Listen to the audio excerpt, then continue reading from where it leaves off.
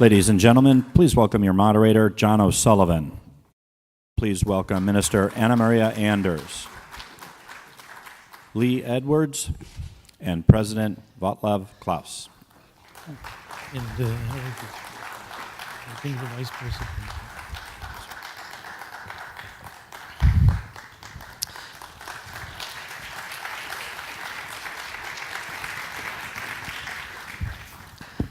Ladies and gentlemen, we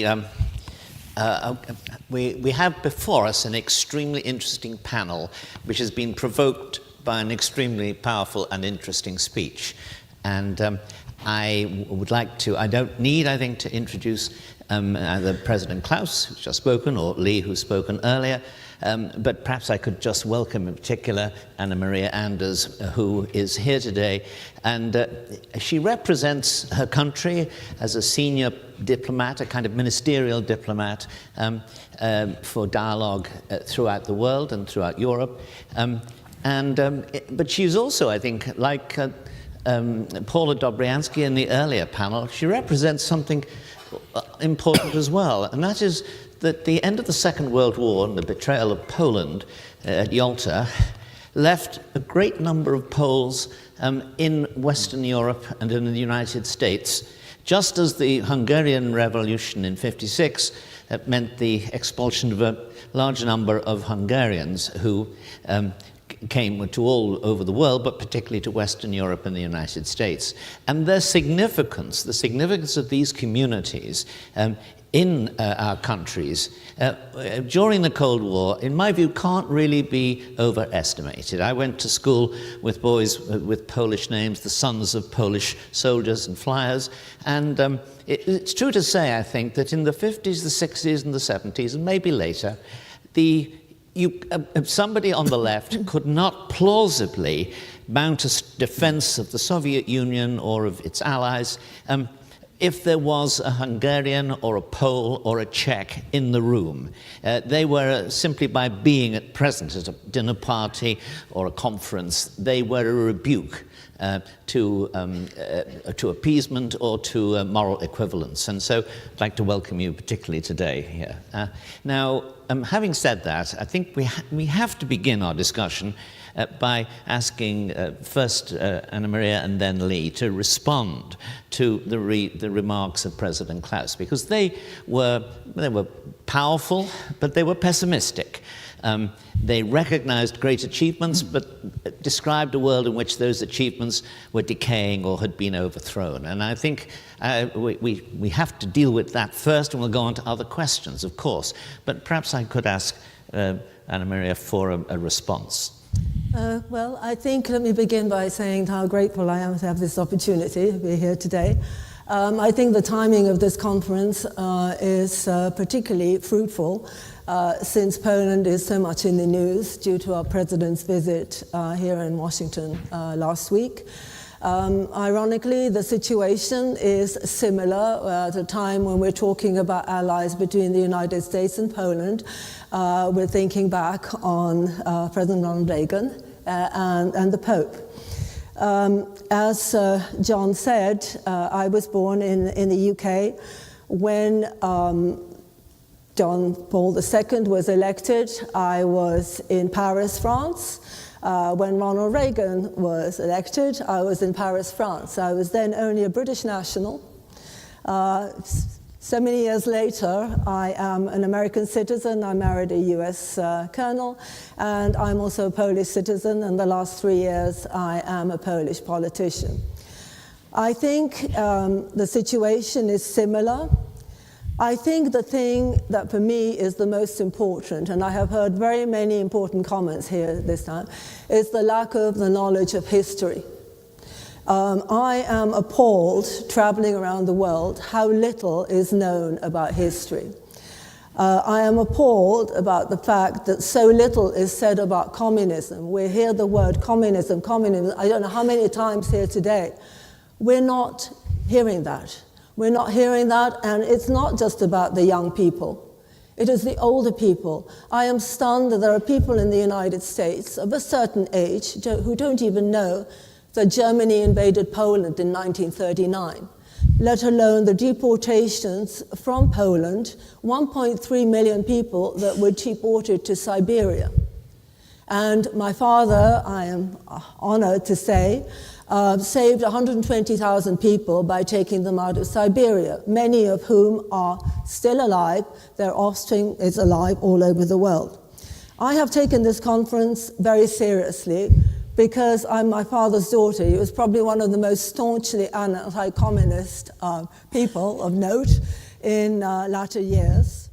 And I feel it is my obligation to talk about that. Moving forward, I think history, definitely, we have to learn about history. But I think we also have to examine the two people who made such an impression on the world. Both had incredible charisma. I was amused to hear about the remark that, they were both actors, and if you're on the stage, use that stage. And I think, unfortunately, the world today does not have that kind of actor. I think we have people who are stronger politicians, less strong, but we do not have anybody really with that charisma that is able to carry the inspiration and the world with it. How you can do it, I don't know. But I, as somebody in the Polish government, I am most concerned about the security of Poland. So the concern is the same as it was. We talk about US bases, NATO bases in Poland. We talk about Nord Stream 2. And we are trying to talk about it diplomatically. And I think the most important thing is the transatlantic cooperation. I think moving forward, that is the thing that will stand a chance to make the world go forward in the way that Ronald Reagan and John Paul II would like to have it go. Thank you very much. Perhaps I could turn to Lena and ask this question. Again, it's in the light of the remarks of President Klaus. Do you think, Lee, that the outcome of the post-Cold War world would have been different if Ronald Reagan's presidency had ended not in the end of 1988, but let us say in 1990, because the reward for Reagan's diplomacy and strategy towards the Soviet Union came later under George Bush. And though I think practically everybody admires the skill of the diplomacy that the Bush administration carried out, nonetheless, there was no sense that a great triumph of liberty and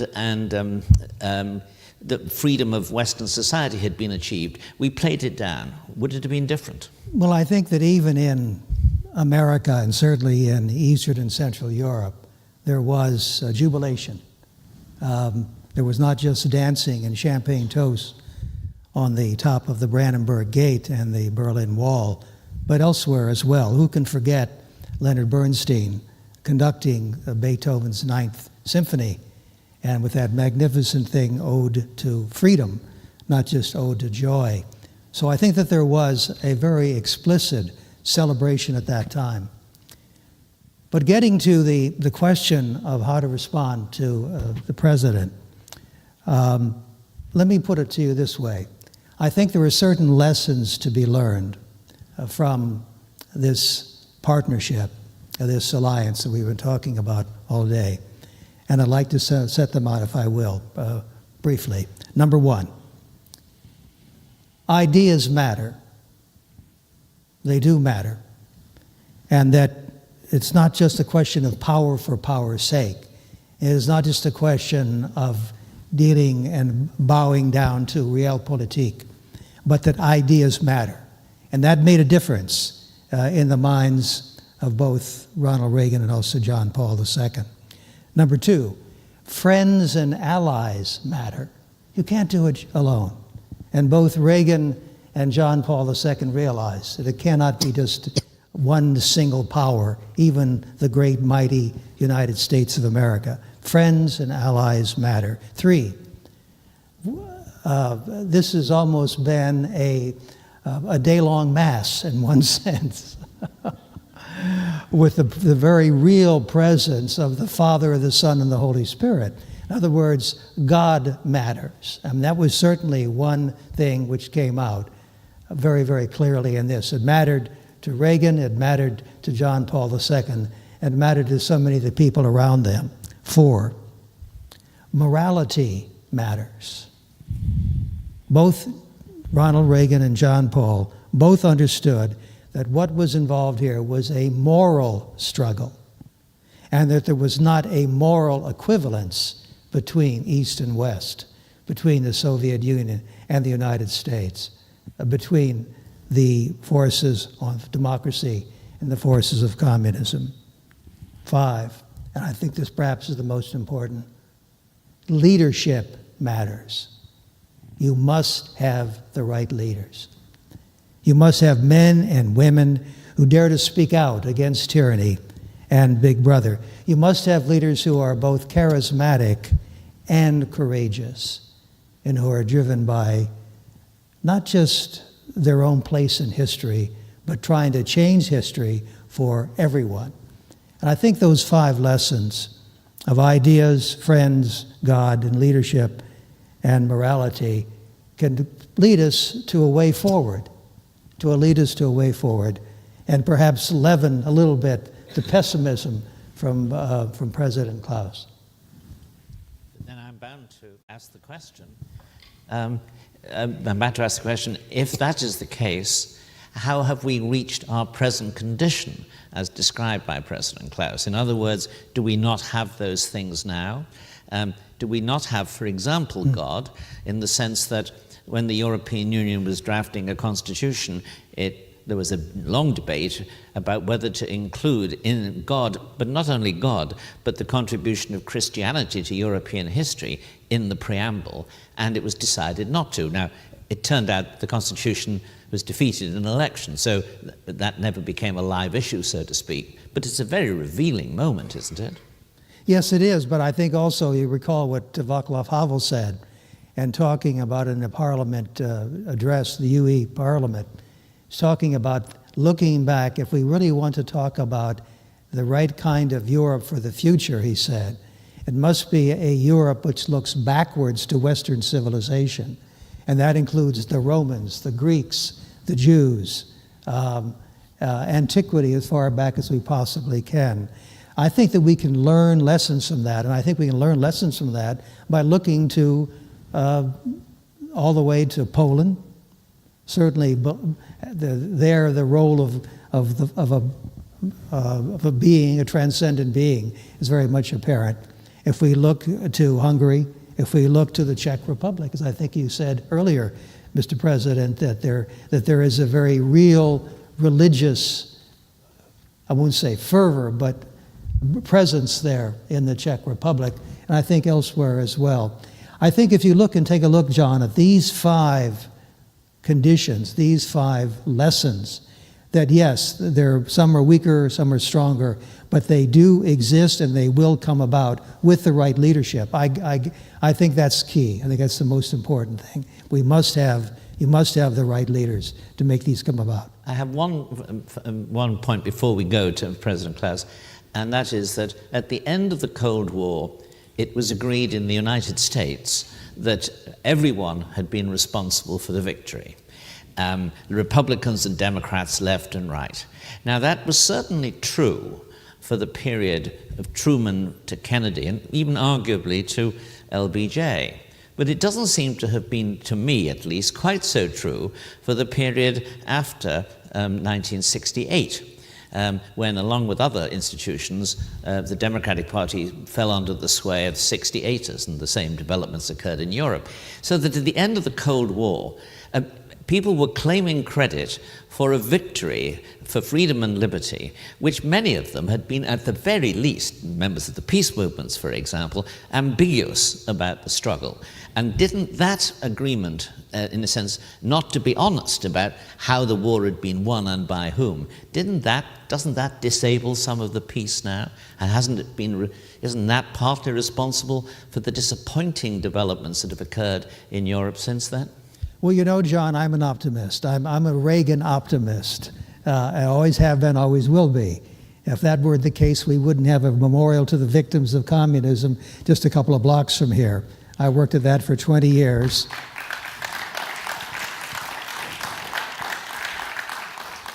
Thank you very much. And they said for 20 years it can't be done, and I said it can be done and it will be done. With regard to a bipartisan approach, I'm happy to remind you, and you know just as well as I do, Scoop Jackson and Jackson Vanik made a tremendous difference. Joe Lieberman was somebody who spoke out very much. And believe it or not, ladies and gentlemen, the number 2 Democrat in the House of Representatives, Steny Hoyer, is an anti-communist and did accept our Truman-Reagan Medal of Freedom and spoke at our founding next year after we founded the Victims of Communism Memorial. So I think there are bright spots there. I don't disagree with you that there are problems, that there are flaws, but there are many, many things to applaud. Yes.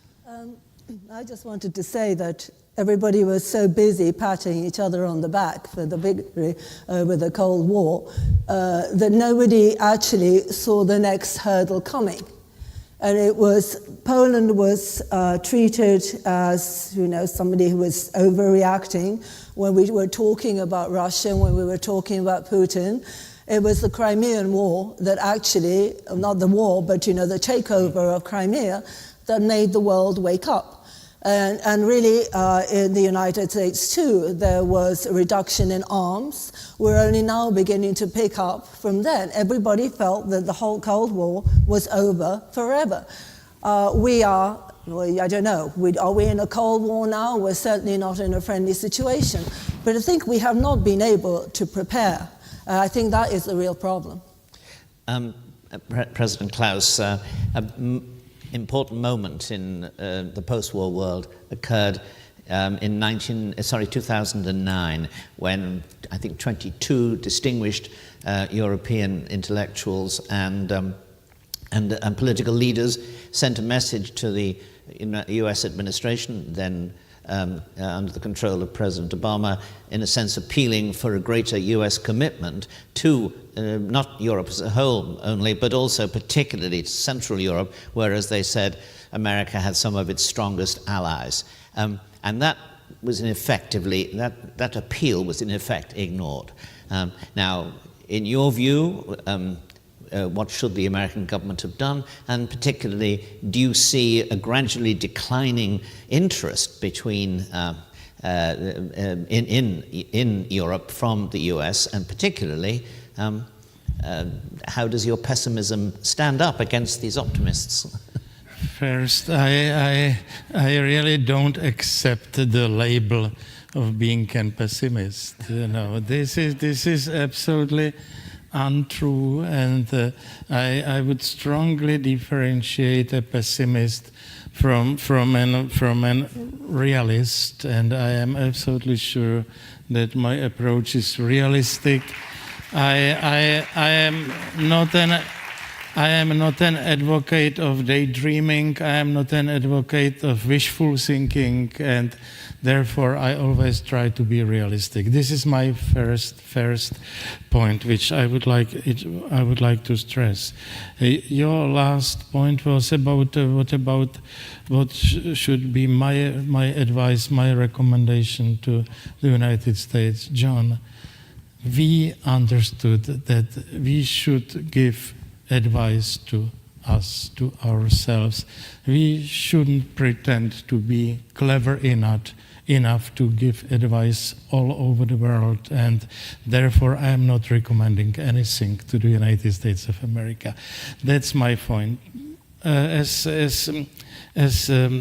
Lee Edwards mentioned his several preconditions. One of them is ideas matter. I fully agree, more than anything else. And in case of Ronald Reagan, John Paul II, Margaret Thatcher, it was just the case. They were not just pragmatists doing government job as daily business. They were ideologues, and they were optimists, and they have strong views and strong ideas. So I fully agree that ideas matter. But what does it mean if we look at the world around us, if we look at our politicians, both here in Western Europe in Eastern Europe. Are there any ideas among contemporary politicians? I don't see anyone with strong views, strong ideas. And if there are ideas, they are ideas which are for me totally unacceptable. The politicians advocate post-democracy, post-nationalism, I don't know what else, pro-Europeism, and so on. So I am absolutely convinced that ideas matter.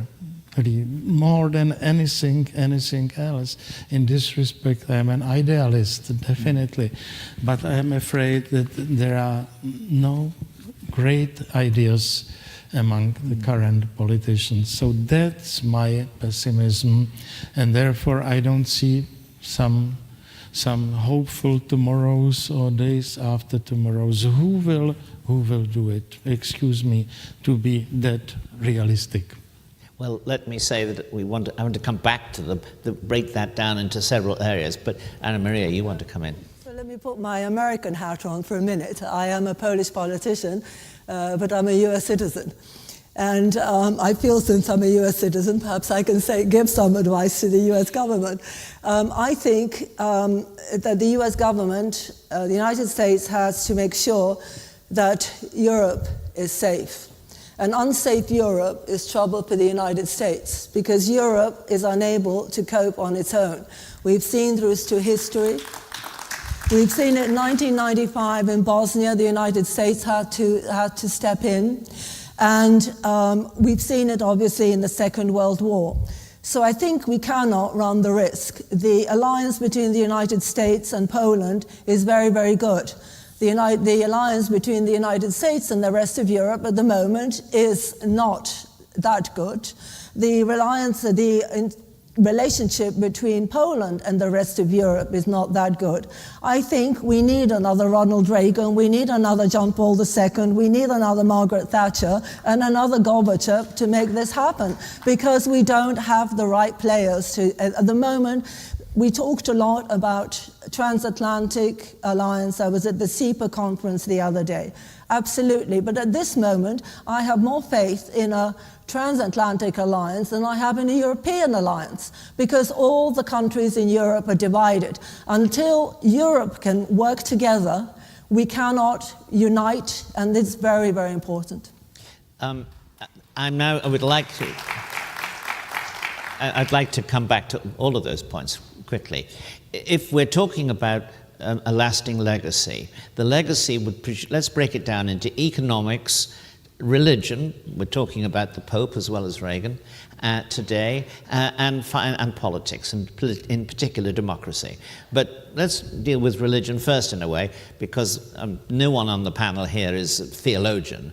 But I know at the end of his life, the Pope was depressed by the extent to which Central and Eastern Europe had not, in a sense, revived the belief in Christianity in Europe as he had hoped once communism had gone. And in fact, one could argue that Eastern and Central Europe had been, so to speak, infected by the anomie and depressiveness of the West, rather than enjoying its prosperity to a full, and indeed not getting the prosperity. So the first question I would like to put to all three of you quickly is, is the Pope's disappointment understandable, correct? And if so, how should we respond to it? He felt that Christianity was decaying faster rather than it had before. That maybe Christianity had been strengthened by the oppression of the communist system. I doubt that myself, but it's an argument. But at the end of the 15, 20, 25 years, how do we feel that Christianity in Europe is doing after the great effort made for it by Pope John Paul II? Not great. Generally not great. I think in Poland, religion was what kept Poland going during the communist years. And the fact that St. John Paul II came along, and I mean, it was definitely instrumental in solidarity movement. And the church in Poland is still pretty strong, not as strong as it used to be. But that doesn't go for the rest of Europe, and it certainly doesn't go for the rest of the world. I think the problem is that we see Christianity suffering all over the world now with the rise of Islam, and really nobody is coming particularly to their aid, which is, and I think if St. John Paul II were alive today, if he were depressed then, I think he would be even more depressed today. And it's fair to say, I think, that most European governments, not all as we know, most European governments have not responded with enthusiasm to the cause of persecuted Christians. They have wished it would go away. Would you like to add anything, Lee? Well, I think one of the most touching things that I heard today was the story of the Pope in Zaire. And I think that's where the future, was one of the futures for not the Catholic, I happen to be Catholic myself, for the Catholic Church, but for Christianity. I think that there is a rising, there is an explosion, there is an awakening throughout all of Africa in a belief in God, in both Protestant, evangelical pursuits, and also in terms of Roman Catholic. And so I think the image which is remaining in my mind is not what you refer to as the Pope's pessimism, but the Pope reaching out to that little child in that hospital in Zaire and rocking it in his arms and loving it and caressing it. It seems to me that is a more likely image. Yes, we're in a crisis. Yes, there are problems here in America and also elsewhere. It looks as though the bad guys are on the rise and are advancing. But history tells us that it is precisely at a critical time like this, in a time of crisis, that leadership arises, that the people come together. And I don't want to get into politics and give you specifics, but I can name several very charismatic, courageous politicians, political leaders who are under 40, whom you will be hearing about in a very short period of time. Good. Do you have any comments on this? Well, I don't know. First, as someone who, as compared to Our Lady here, who spent still 2/3 of his life in communism, so I would like to argue that the fighting of communism, at least in our part of the world, was not done with the Catholic Church ideology on our mind. That was one of the aspects of the people who were opposing communism and who wanted to bring communism to an end, to expect that the fall of communism would mean the renewal of Christianity and of the devotion to the Catholic Church was a naive assumption, and I think it's almost not worth discussing now. Okay. Second, I'm afraid that the Catholic Church with the popes created some problems as well. I think that John Paul II was able to inspire all of us, not only true believers in Catholic religion. I'm afraid that the new Pope is damaging all that credibility with his very leftist, very progressivist, very, very pseudo-liberal views, which he's defending all over the world. So this is for me a fatal blow to the Christianity and to the Catholic religion. So don't blame the people in Central and Eastern Europe for not jumping on Pope Francis bandwagon. Yeah. So on that question, it's optimism one, realism two. Let me now. But I would just add this, John, that that Jesus Christ left someone behind when he left, and who's still with us, called the Holy Spirit. And Catholics believe that the Holy Spirit will be there and is guiding. Now, it may very well be that the outcome is not going to be one that we're going to like, but we do believe that there will be one which will, in the end, will bring about a more Christian and a more believing world. Better world. And that has been the case. I'm sorry. That's true, but I definitely have to blame the Catholic Church itself as well. You know, some 15 years ago, I, as president of the country, vetoed the new bill about the so-called registered partnership. Catholic Church was silent. I, as president, vetoed the bill, and then I met the Confederation of Czech Bishops, and they were saying to me, "Thank you very much. You are so brave for doing that, you know." And I said, "Excuse me, I expected that you would be loud enough to protest against that, not waiting for my vetoing that bill." So it's always more complicated. One more comment. Excuse me, John, just one more Blake. comment. Okay. And that is that I agree with Václav. And the problem is the bishops. And the bishops were the problem No, that you were John, working bishops. with. And the bishops are the problem now. And unless they act, and I think they better act, then the people are going to rise up. And you may see a different kind of church in the years ahead. I would never dare to blame the bishops. Excuse me. I think I'm going to try to sum up this particular bit of the discussion by saying that there are times, and the Reagan, when the hand of Providence is clearer than other times. The Reagan, Thatcher, and John Paul II time, the hand of Providence was, I think, much clearer than it is today. And I just do you want to one remark, I think, what the President said was that John Paul II was able to inspire everybody. Yes. There was an exhibition yesterday in the shrine of St. John Paul II, which I looked around, and even though I know the story, I must say that I was fascinated. Photographs of him with thousands and thousands of people. Now, you know, I didn't live in the United States when Ronald Reagan was president, so I don't know what kind of divisions you had. But it seemed to me that one thing that they had in common was be able to work across the aisles. And certainly you see John Paul II working with religious leaders from all over the world, and you see Ronald Reagan working with leaders all over the world.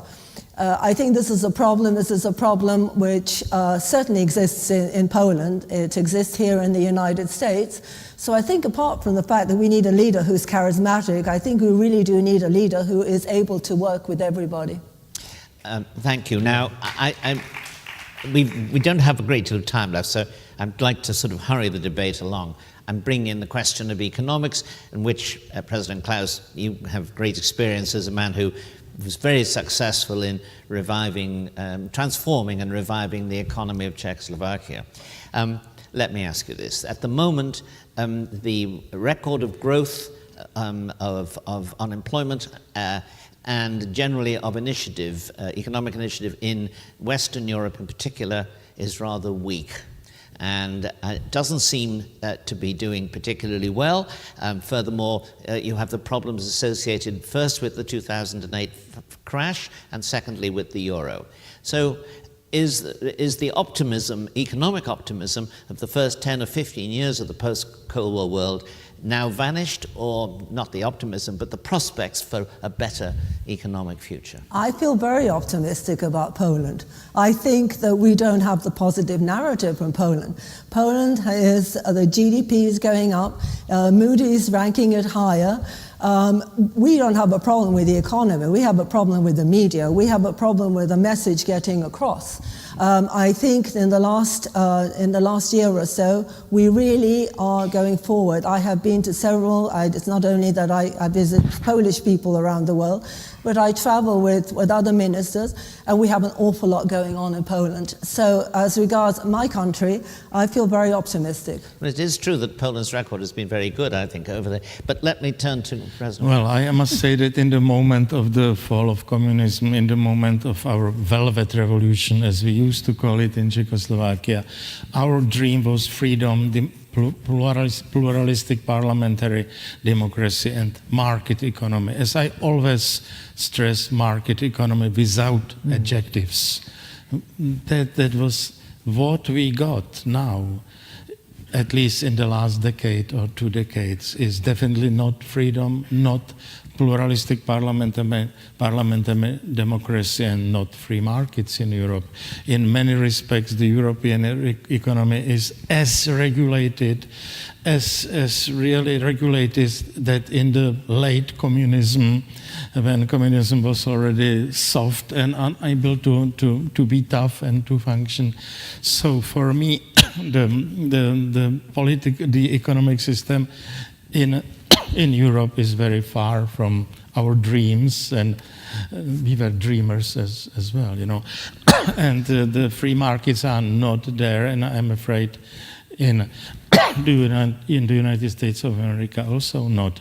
You mentioned euro. Euro was a tragic mistake to introduce in Europe, which is a debilitating project, and I wrote books about it. There is no time to develop those points.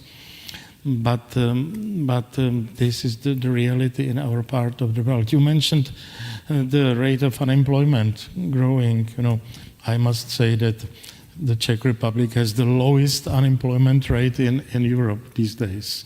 Our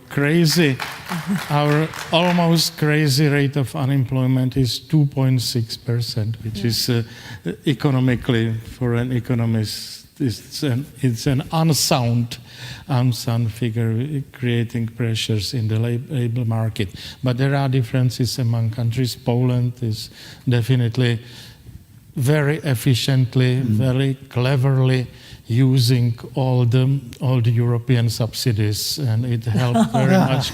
It helped very much for them. For me, our idea was to not only to privatize, to deregulate, to de-subsidize the economy. You and I have to have a drink together. And this is not a conversation for public.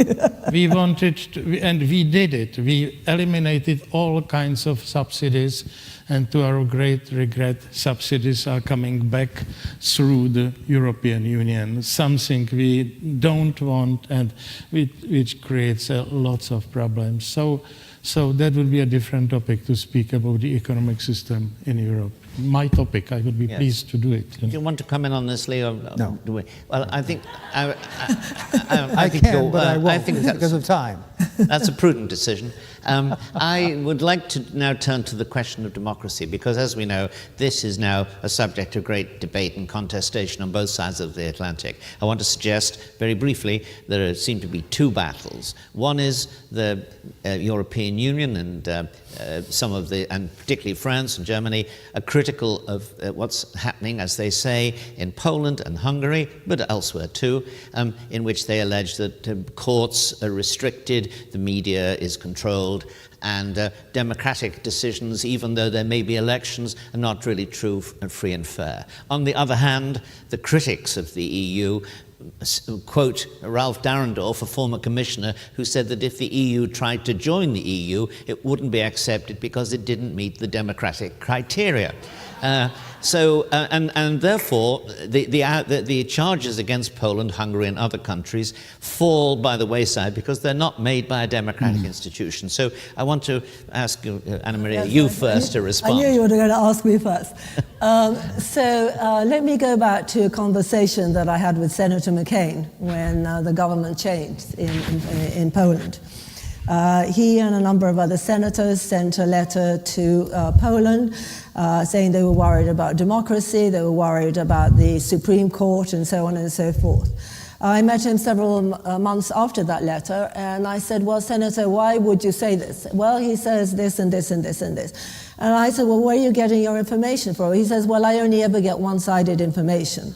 I think we are still dealing with the problem of information. So, as President Obama liked to say, let me be clear. First of all, you can read any newspaper you like in Poland. They are certainly not all friendly. We have 2 tabloids that regularly bash us, and Gazeta Wyborcza, which is also not friendly. Nobody writing on there in those papers ends up in jail. We have had God knows how many protests in the street. Nobody ends up in jail. So I was asked by a Democratic senator, that same visit when I met with Senator McCain, what about women's rights in Poland? And how many women are in the parliament? And I am flabbergasted that we get this bad press, and we still get this bad press. There are several people who write continuously in the United States who are always bashing the government. At the moment, we are told they are not democratic because, well, we have several issues. We have a problem with the migrants, and we definitely have the problem with the courts. Where we are told that we are now controlling the courts. That is a long subject, and I don't want to get into that. That needs its own separate debate. But I really honestly think that to accuse Poland of being a non-democratic country, we want to have our identity. We do not want, we were under communist rule for so many years. We want to have our identity. Let me go back to what Ronald Reagan said. Let Poland be Poland. That's what we want. We want Poland to be Poland, and we do not want to be ruled by the EU.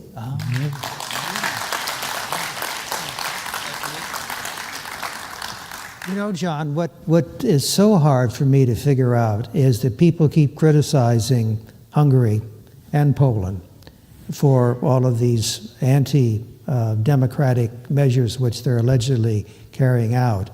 And yet, the last time that I looked at it, I believe that the present government in Hungary has been elected 3 elections in a row by a 2/3 majority, the people, right, speaking out.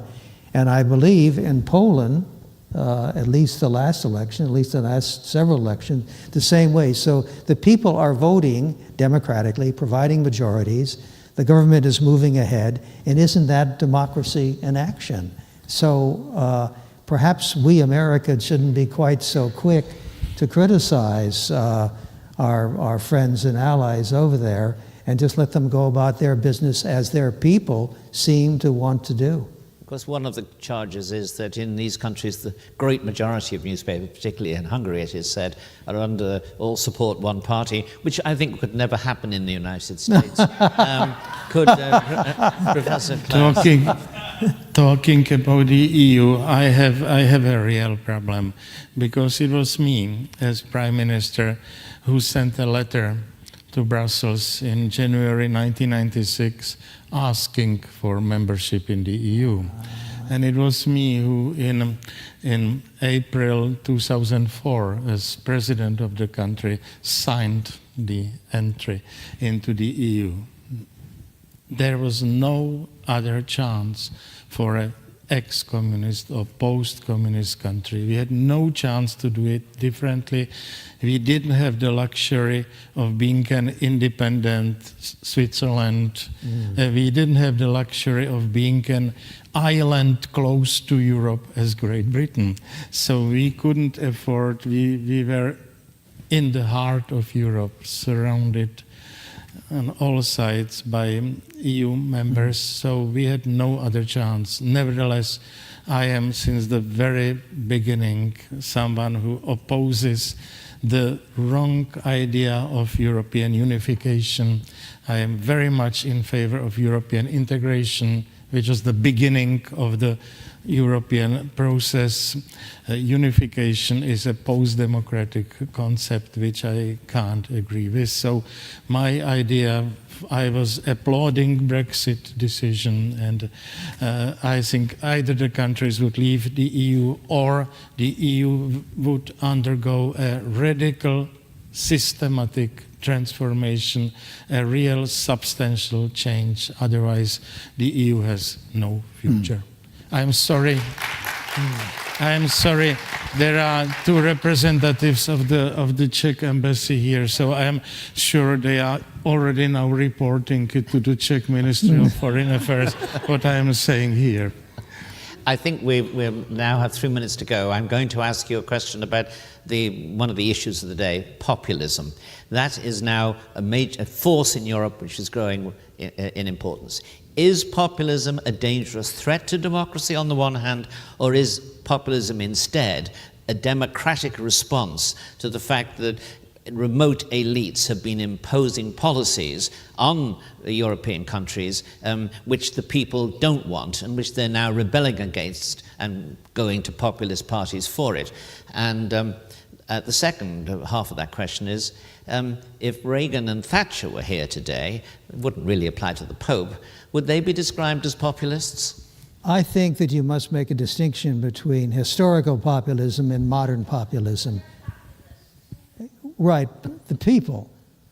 A populist party is a party which represents the people, the will of the people. I'm talking about modern populism.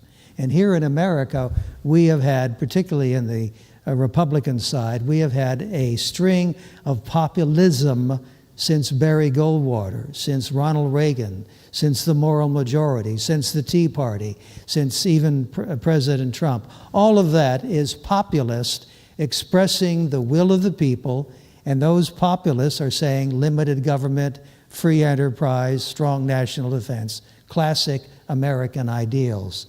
John, let me say, I know we only got about a minute and a half, just to throw in my 2 cents in terms of taking something out of today's brilliant, hasn't it been marvelous? Hasn't it? I mean, the quality of the panels and of the moderators has been fantastic. And Especially believe me, the moderators. right, particularly the moderator. And I've been to a hell of a lot of these things in my life, and this is one of the best things I've ever been to. Ladies and gentlemen, I'm going to leave two phrases, two ideas, one from the Pope and one from President Reagan. From the Pope, be not afraid. That's what I'm taking away from this meeting is be not afraid, be not afraid. And with Ronald Reagan, it's that famous Thomas Paine one, which is, we have it in our power to make over the world again. And I think if we can take those away from us, they can inspire us to make the necessary advances, the necessary reforms that we need to make this country and this world a lot better. Thank you, John, for indulging me. I'm going to ask you that. Those were almost the concluding words, just 2 sentences. First, I hope I will never make a mistake using the term populism or the adjective populist in my speeches, in my remarks. This is a label, this is a wrong label, misused label. This is not an analytical term, so I would suggest never allow people to use the term populism because it's an artificial attack of the political elites on all those who disagree with what is going on. This is my very strong statement. And second, optimism. You know, there is a German, famous German saying, "Optimismus ist Pflicht," which means optimism is an obligation. So I agree. Yes. Optimism is a very Pflicht. quickly, if I may. I agree with everything Lee said, so I just rest my case. Well, I'm afraid we don't have time for the last question, which was going to be, is Emmanuel Macron the man who is going to save Europe? That's too bad. May I ask you to show your appreciation for a tremendous panel? Thank you.